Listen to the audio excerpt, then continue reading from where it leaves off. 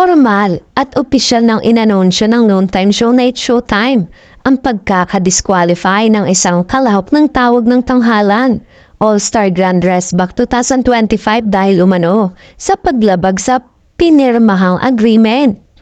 Mababasa sa Facebook post ng noontime show ang opisyal at formal na pagtanggal kay Marco Adobas ng pangkat alon. Ang mga kalahok sa tawag ng tanghalan ay may pinirmahang kasunduan bago magsimula ang kompetisyon. Sa hindi inaasahang pangyayari, si Marco Adobas ng pangkat alon ay may nilabag na lituntunin na nakasaad sa kanyang pinirmahang kasunduan. Dahilan para siya ay madisqualify at hindi na magpatuloy sa kompetisyon. Mababasa sa post. At dahil sa mga mabibigat na paratang na inilathala niya sa kanyang social media patungkol sa kompetisyon at sa programa ay may posibilidad na masampahan siya ng kaso.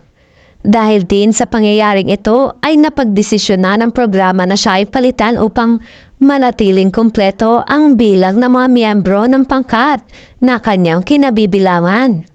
At ang piniling kapalit ay walang iba kundi si Arvery Laguring. Samantala, inulit naman ang host na si Navong Navarro, Jong Hilario at Vice Ganda ang nabanggit na anunsyo sa mismong show. Ayon naman sa mga netizen, nag-ugat daw ito sa malisyosong post ni Marco tungkol sa cooking show.